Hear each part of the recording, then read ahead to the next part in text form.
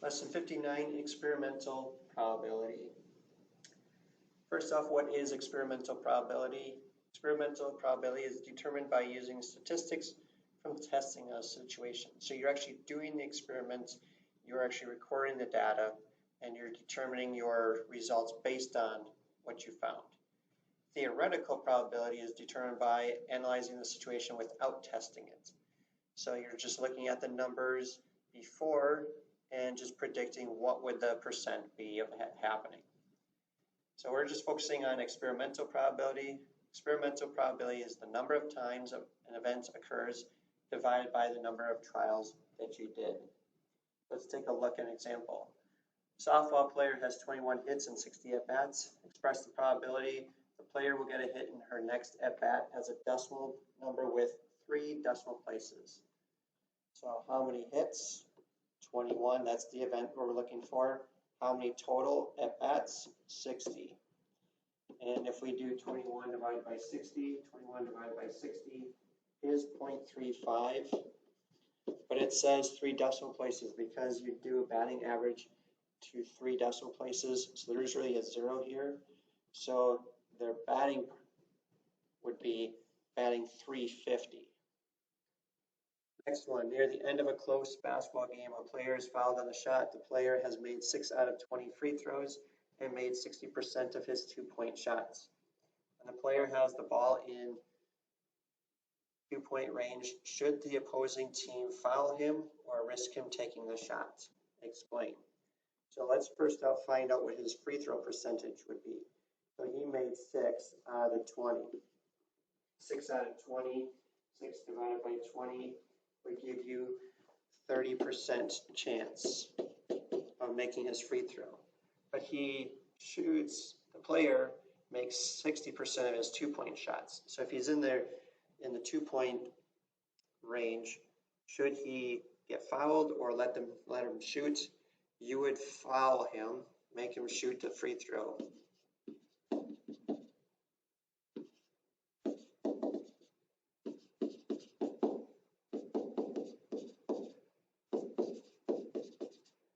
Foul him, and the reason is because he has a lower chance of making the free throw than he does with the 2-point range.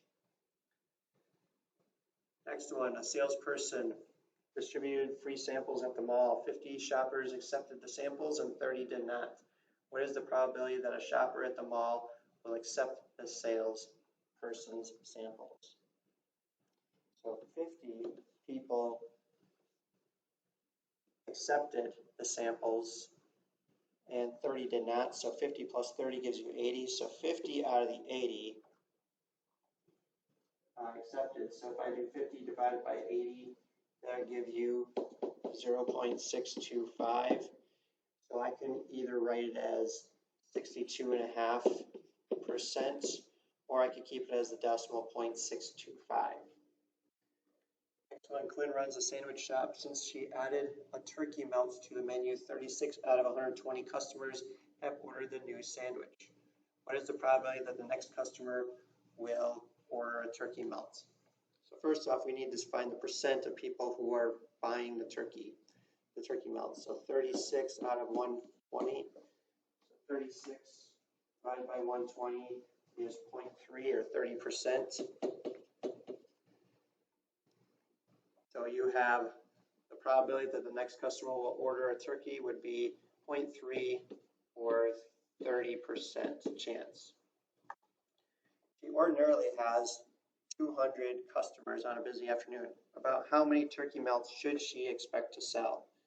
So I take my 30% because that's roughly the average amount who buys it, and you multiply that by 200 because of how many total customers she has. That would give us about 60 people. Or to be more specific, how many turkey melts? It'd be 60 turkey melts. So finding the percent of what your likelihood of getting of that being ordered, multiply that by the total number that you could have as possible customers to find out what your total could be for cookie melts solo. On the last slide, the commuter plane flight arrives on schedule 2/3 of the time on any given weekday. Heather wonders what the probability is that it will arrive on schedule on a Tuesday, Wednesday, and Thursday in the same week. How could the experimental probability be found, and why is it impractical?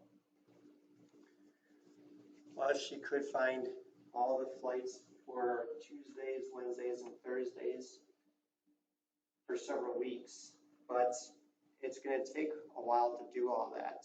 And then to find out how many of them that were scheduled on time to arrive did.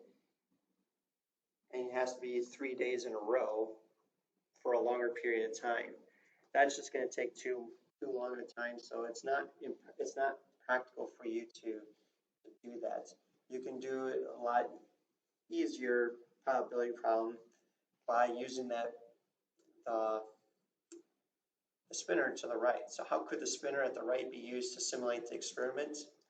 Well, you could determine how many. You could say like one spin is one flight, and so if you're taking the total number of flights that are expected to arrive, you can find 2/3 of those by spinning the spinner 3 times in a row, and repeat that to find out how many trials to find the experimental probability. I think you just spin it 3 times. You can see it's split up in 2/3. 2/3 are on schedule. One section is not on schedule. So that was our lesson on experimental probability.